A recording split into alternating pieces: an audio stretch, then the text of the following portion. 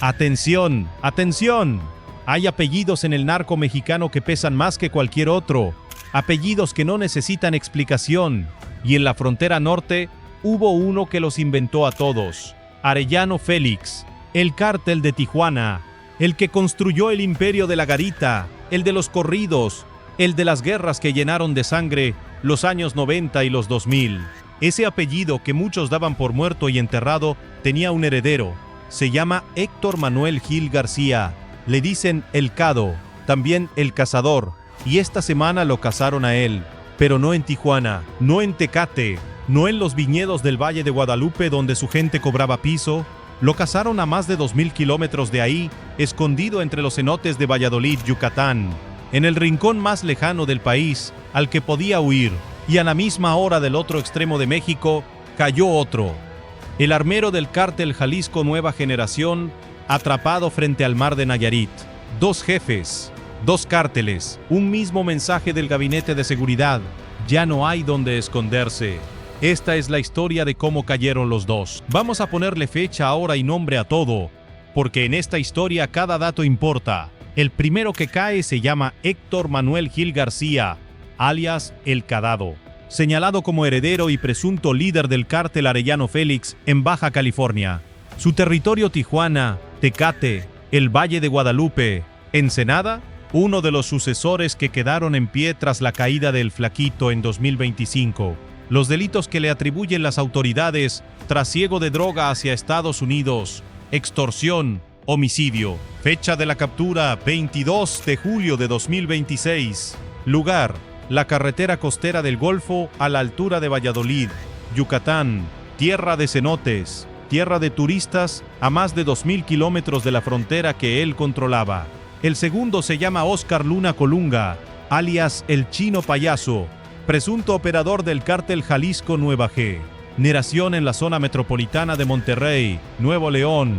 Los cargos que le señalan: distribución de droga, tráfico de armas, lavado de dinero, armar células, ataques a las autoridades, bloqueos, incendios. Fecha de la captura: 23 de julio de 2026. Lugar: Bahía de Banderas, Nayarit, frente al Pacífico, a más de 1000 kilómetros del Monterrey, donde operaba. La ejecución de los operativos, en el caso de El Cado, la Secretaría de Marina, la Secretaría de Seguridad y Protección Ciudadana, la Fiscalía General de la República y el Centro Nacional de Inteligencia, con intercambio de información de agencias de Estados Unidos. En el caso del Chino Payaso, la Secretaría de la Defensa Nacional y la Fuerza Civil de Nuevo León. ¿Y quién dio la cara para anunciarlo? Omar García Harfuch, el titular del Gabinete de Seguridad. Objetivos prioritarios los llamó generadores de violencia. Eso es lo que los noticieros te dijeron, que cayeron dos, que uno es del Arellano Félix y el otro del Jalisco, que Harfuch lo anunció. 90 segundos en el noticiero, 2 rótulos y a otra cosa. Lo que no te dijeron es por qué el nombre Arellano Félix todavía hace temblar a Tijuana 30 años después. No te contaron qué significa que a un heredero de ese apellido lo hayan encontrado escondido en la punta contraria del país. Y sobre todo, no te explicaron el patrón que conecta a estos dos hombres que nunca se conocieron, que operaban para cárteles distintos y que aún así cayeron el mismo día por la misma razón. Aquí sí, aquí lo vamos a contar completo. Empecemos por el apellido, porque para entender por qué la palabra heredero pesa tanto en esta historia, hay que entender qué es el cártel Arellano Félix. No es un grupo cualquiera, es el que definió Tijuana. En los años 90, los hermanos Arellano Félix construyeron el imperio del narco fronterizo, la ciudad, la garita, las rutas hacia California. Todo lo que cruzaba por ahí les pagaba. Fueron el cártel de los corridos, el de las masacres, el de las historias que después Hollywood convirtió en series. Durante una década, mandaron sobre una de las fronteras más transitadas del planeta y cayeron, uno por uno, capturados, extraditados a Estados Unidos, abatidos en operativos que se volvieron leyenda. El imperio que parecía intocable se fragmentó de adentro hacia afuera. Perdió el monopolio de la frontera frente al cártel de Sinaloa, que le fue arrancando plaza tras plaza, garita tras garita, ruta tras ruta. Lo que antes era un solo puño cerrado sobre Tijuana, se convirtió en pedazos peleando entre sí, y muchos lo dieron por muerto. Escribieron su obituario en primera plana. Dijeron que el Arellano Félix era historia, una reliquia polvorienta de otra época del narco, un nombre para los corridos viejos y nada más. Pero hay algo que la gente que escribió esos obituarios no entendió.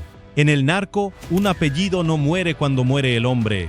Un apellido es una marca, es una reputación construida a base de sangre durante 30 años. Y una marca así no se borra con una captura ni con una extradición. Se hereda, se pelea, se defiende. Mientras haya una sola persona dispuesta a cargar ese nombre y a cobrar piso en su nombre, el Arellano Félix sigue vivo. ¿Reducido? Sí.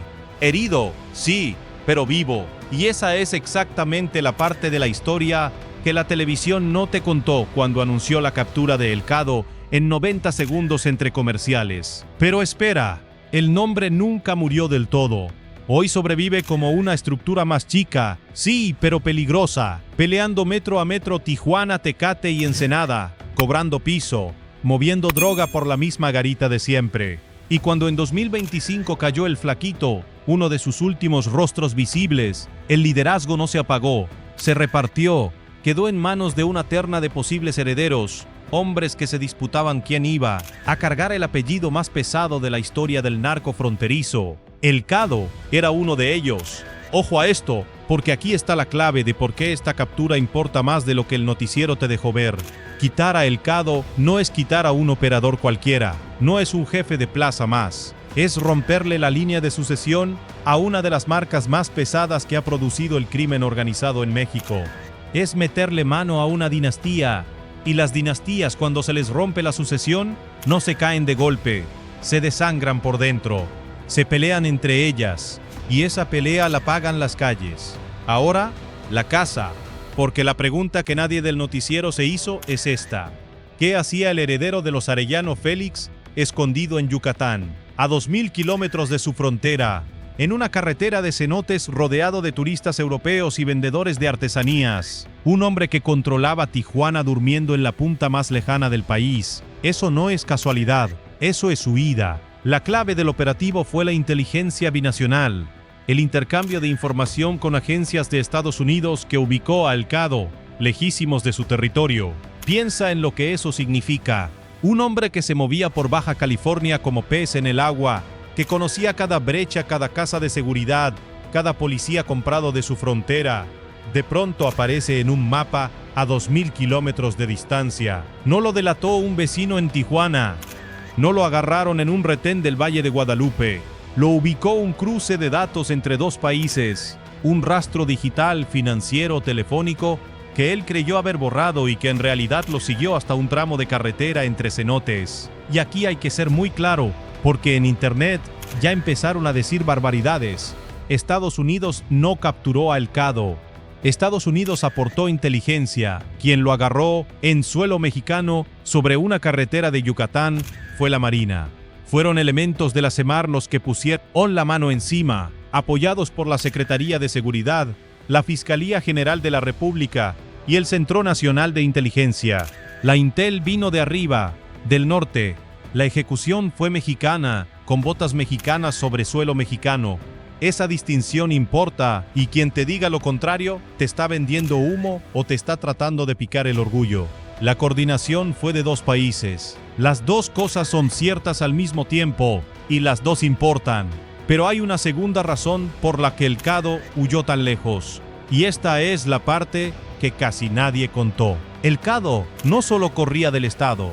Según la investigación, sostenía una disputa con los Mayos, la facción del cártel de Sinaloa, por las rutas hacia Estados Unidos. Piénsalo, tenía a la Marina y a la inteligencia estadounidense buscándolo por delante, y tenía a los Mayos peleándole la plaza por detrás. En Tijuana ya no había casa segura para él.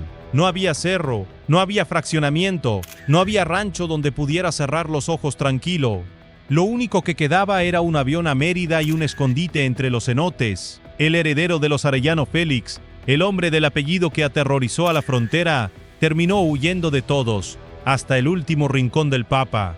Y mientras eso pasaba en el sureste, en el otro extremo del país se cerraba otro cerco, Bahía de Banderas, Nayarit, 23 de julio. Elementos de la Secretaría de la Defensa Nacional y de la Fuerza Civil de Nuevo León, desplazados más de 1000 kilómetros desde Monterrey, catearon 2 inmuebles, y ahí estaba el Chino Payaso. Le aseguraron cargadores, cartuchos y documentación. Otro jefe, otro estado turístico, otro hombre atrapado justo donde creía estar a salvo. Fíjate en el patrón, porque este es el corazón de la historia. 2 líderes, 2 cárteles distintos, 2 estados de playa, los 2 lejísimos de su plaza. Y hay una regla en este mundo que el noticiero jamás te va a explicar. Cuando el capo huye de su propia plaza, la plaza ya cambió de dueño. Un jefe no abandona su territorio porque quiera vacacionar, lo abandona porque ahí ya lo van a matar, su propia gente o el cártel rival o el Estado. Y cuando eso pasa, el mensaje que manda hacia adentro de la organización es demoledor. El que mandaba ya no manda. La silla quedó vacía. Y por esa silla vacía va a correr sangre. Espera, porque el perfil de estos 2 hombres no podría ser más distinto. Y eso también dice algo. El Cado es un heredero, un hombre de apellido, de linaje criminal, de una marca construida durante décadas. Su valor está en el nombre que carga. El Chino Payaso es otra cosa completamente. No viene de ninguna dinastía. Su expediente no es de sangre azul del narco. Su expediente es de guerra, de armar la violencia con las manos, porque eso era el Chino Payaso, un armero, un operador de guerra, tráfico de armas, abastecer de armamento a las células del Jalisco Nueva Generación en Nuevo León, organizar ataques contra policías, coordinar bloqueos que paralizaban avenidas enteras, prender incendios para sembrar terror. Por eso era objetivo prioritario para el gobierno estatal, no por lo que vendía, por lo que armaba. Y quiero que entiendas la diferencia, porque es una diferencia de vida o muerte para la gente común. Un narcomenudista vende droga, hace daño sí, pero su daño es lento, es de a poco, es de esquina en esquina. Un armero en cambio decide cuántas balas van a volar en una ciudad, decide con qué se arma la próxima célula, que va a montar un retén falso, que va a levantar a alguien, que va a rafajear una comandancia de policía. Un hombre así no es un vendedor de droga más. Un hombre así convierte a un grupo de delincuentes en un ejército. Le pone fusiles en las manos a los que van a jalar el gatillo. Es el que hace que una banda pase de asaltar tiendas a enfrentarse al ejército. Y cuando cae un hombre así, ¿quién se queda sin armas? Alguien se queda sin la logística que convertía a una banda en una máquina de guerra. Se rompe la cadena que va desde la frontera a donde se compran los rifles, hasta la calle donde se disparan. Ese es el golpe real, el que el rótulo del noticiero no te explicó. No quitaron a un distribuidor, le quitaron los rifles a una organización entera. Y en los inmuebles que catearon en Bahía de Banderas, encontraron justo lo que uno esperaría de un hombre de su oficio: cargadores, cartuchos y documentación. Los cargadores son el inventario de su negocio, los cartuchos son su moneda, y la documentación, esa documentación es la que puede terminar señalando a los siguientes, porque un armero anota, un armero lleva cuentas, y esas cuentas ahora las tiene el Estado. 2 hombres opuestos, el heredero de una marca histórica y el armero de una organización moderna, caídos con horas de diferencia en 2 puntas del país.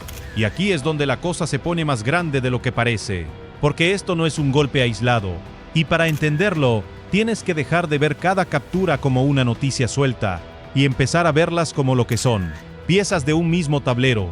Detente y piensa en las últimas semanas. El Texas, de la facción de los Chapitos, en Sinaloa. M4, del Jalisco Nueva Generación. Llanero, la bóveda del cártel del noreste descubierta en Mérida, llena de todo lo que un cártel esconde cuando cree que nadie mira. Y ahora, en la misma semana, el Cado del Arellano Félix y el Chino Payaso del Jalisco. Súmalos, cuéntalos con los dedos. No es un cártel el que está siendo golpeado. Son todos: los Chapitos, el Jalisco, el Noreste, el Arellano Félix. 4 de las estructuras criminales más grandes del país, tocadas en su plana mayor, en cuestión de días, en estados que ni siquiera se tocan entre sí. No es un golpe a un grupo, es un golpe a la cúpula de varios K. Reteles a la vez, semana tras semana, estado tras estado. Es un cerco de costa a costa. Y lo más importante, no distingue banderas. No le importa de qué cártel eres. Si tu nombre está en la lista, el mapa se cierra sobre ti, sin importar para quién trabajes. Y comparte este video con alguien que todavía crea que en México nadie hace nada, que todos los capos están protegidos, que ningún jefe cae, porque los datos dicen otra cosa. La lista de los intocables se está haciendo más corta cada semana. Que lo vea quien crea que esto no está pasando. Ojo a la geografía, porque cuenta una historia por sí sola. Que un líder del Arellano Félix esté escondido en Yucatán y que un operador del Jalisco esté escondido en Nayarit, dice algo muy claro. Tijuana y Monterrey se volvieron demasiado calientes, tan calientes que ni sus propios jefes pueden vivir ahí. Sus plazas ardieron tanto que los obligaron a huir. Los que aterrorizaban esas ciudades terminaron temiéndoles. Y esa es la ironía más grande de esta historia. Los cazadores huyendo, los que ponían las reglas, escondidos, los que un día decidían quién vivía y quién moría en sus ciudades, temblando en un cuarto rentado a 1000 kilómetros de distancia. El cazador, cazado. El armero, desarmado. Cada uno alcanzado en el punto exacto del mapa donde juró que jamás lo encontrarían. Y hay un hilo que aparece golpe tras golpe y que conviene entender bien. La inteligencia estadounidense, en el caso de El Cado, no es una casualidad. Es el mismo mecanismo binacional que se repite una y otra vez. Todo lo que cruza la frontera deja huella en los dos lados. Cada cargamento, cada llamada, cada movimiento de dinero. Y cuando esos dos lados comparten lo que saben, el mapa entero se ilumina. Por eso los escondites de última hora, los aviones a Mérida, los inmuebles en la playa, ya no salvan a nadie. Puedes correr 2000 kilómetros, pero la huella que dejaste corre contigo. Ahora lo que sigue, y aquí queda un cabo suelto que hay que decir con honestidad, sin inventar nada. El cártel Arellano Félix tenía 3 posibles herederos. Cayó uno, El Cado, y los otros 2 siguen libres. Siguen en algún lado disputándose una herencia envenenada. Nadie ha dicho sus nombres en televisión abierta, y nosotros no vamos a inventarlos aquí. Pero la pregunta queda encendida sobre la frontera. ¿Quién toma Tijuana ahora? Porque una silla vacía en el narco nunca se queda vacía mucho tiempo. Alguien la va a ocupar, y la pelea por ocuparla es la que llena las morgues. Y detente un segundo en la ironía, porque vale la pena. El Cado cargaba el apellido más temido de la frontera, un apellido que movió toneladas, que compró policías, que llenó fosas, un apellido que durante 30 años fue sinónimo de poder absoluto en Tijuana. ¿Y en qué terminó todo ese poder? En un hombre solo, escondido en una carretera de Yucatán, lejos de su gente, lejos de su tierra, esperando el momento en que la Marina tocara la puerta. Todo el dinero del mundo, todos los contactos de una dinastía, y la última vista que tuvo como hombre libre fue un tramo de asfalto entre cenotes, a 2000 kilómetros de casa. El apellido se queda, él se va sin nada. Ese es el final que espera a todos los que creen que el poder los hace intocables. Corren, se esconden, gastan fortunas en no ser encontrados, y aún así, al final, la única habitación que ven es una celda. 2 hombres que creyeron que la distancia los iba a salvar. Uno, heredero del apellido que inventó el narco de Tijuana, escondido entre cenotes a 2000 kilómetros de su frontera. El otro, el armero del Jalisco Nueva Generación, frente al Pacífico, lejos del Monterrey que ayudó a incendiar. Los 2 cayeron el mismo día, cada uno atrapado exactamente donde pensaba que nadie lo iba a buscar. Nada de esto está sentenciado, son presuntos, y así te lo contamos, porque en este canal la ley se respeta aunque los criminales no la respeten. Pero la pregunta se queda flotando sobre todo el país y es la que te dejo esta noche. Si ni siquiera el heredero de los Arellano Félix estaba seguro en el último rincón de México, escondido en la punta más lejana del mapa, con todo el dinero y todos los contactos de un apellido legendario, si a él lo encontraron entre los cenotes. Entonces dime tú, esta noche, mientras ves este video desde la seguridad de tu casa, ¿queda algún lugar en México donde un capo pueda dormir tranquilo? Y si a ellos ya no les queda ninguno, ¿cuántos crees que están corriendo ahora mismo, buscando su propio escondite, en una carretera cerca de ti? El cerco no distingue cárteles, y cada semana la lista de los que se creían intocables se hace un nombre más corta. Aquí la seguimos, nombre por nombre. Tras los hechos, las autoridades emitieron las siguientes declaraciones. Omar García Harfuch, titular del Gabinete de Seguridad, confirmó públicamente ambas capturas y las enmarcó como parte de la estrategia contra objetivos prioritarios y generadores de violencia en distintos estados del país, agradeciendo la coordinación entre la Secretaría de Marina, la Secretaría de la Defensa Nacional, la Fiscalía General de la República, el Centro Nacional de Inteligencia y las fuerzas estatales que participaron en los operativos. Hasta el momento de la grabación de este video, el detalle completo de los comunicados oficiales, incluyendo las declaraciones textuales de las autoridades federales y estatales, sigue difundiéndose a través de los canales institucionales. Suscríbete para reportes de seguridad sin censura.